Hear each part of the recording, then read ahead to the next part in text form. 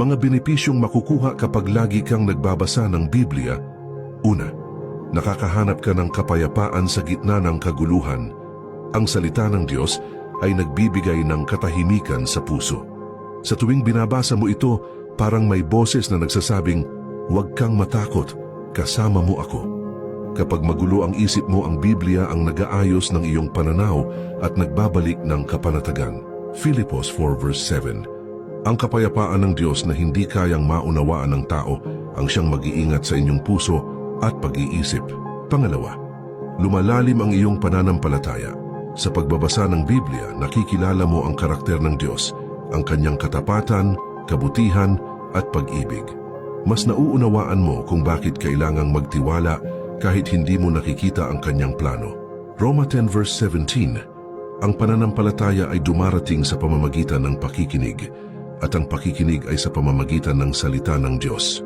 Pangatlo, nagkakaroon ka ng karunungan at tamang direksyon. Ang Biblia ay parang mapa ng buhay. Itinuturo nito ang tama sa gitna ng mundo ng maling aral. Kapag may desisyon kang kailangang gawin, ang salita ng Diyos ang nagbibigay ng gabay. Awit 119 verse 105. Ang iyong salita ay ilawan sa aking mga paa at liwanag sa aking landas. Pang-apat, napapalakas ang iyong loob sa oras ng kahinaan. Sa tuwing pakiramdam mo ay pagod ka na, may mga talatang magpapaalala sa iyo na hindi ka nag-iisa. Ang salita ng Diyos ay parang yakap, nagbibigay ng lakas para magpatuloy. Awit 28 verse 7. Ang Panginoon ang aking lakas at aking kalasag, sa Kanya nagtitiwala ang aking puso. Panglima, natututo kang magpatawad at magmahal ng totoo.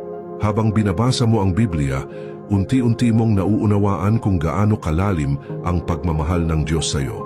At dahil doon, natututo ka ring magmahal at magpatawad ng iba. Efeso 4 verse 32. Maging mabait kayo sa isa't isa, mahabagin, at magpatawad tulad ng pagpapatawad sa inyo ng Diyos. Pang-anim, nababago ang ugali at pananaw mo sa buhay. Ang pagbabasa ng Biblia ay parang salamin. Ipinapakita nito kung ano ang kailangang baguhin sa loob mo. Unti-unti, nagiging mas mahinahon ka, mas mapagpasensya, at mas matatag sa pananampalataya.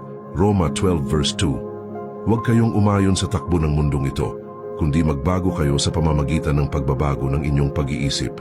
Pang-pito, nararanasan mo ang mas malalim na relasyon sa Diyos.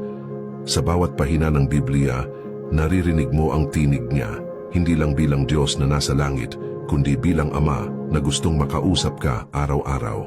Kapag lagi mong binabasa ang kanyang salita, mas nagiging buhay totoo at personal ang iyong relasyon sa Kanya.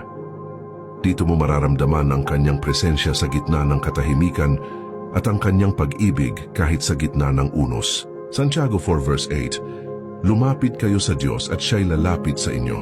Sa madaling sabi, ang pagbabasa ng Biblia ay hindi lang simpleng gawain. Ito ay pakikipag-usap sa Diyos. Dito mo maririnig ang Kanyang mga pangako, mararamdaman ang Kanyang presensya, at makikita ang Kanyang kamay na gumagabay sa lahat ng yugto ng iyong buhay.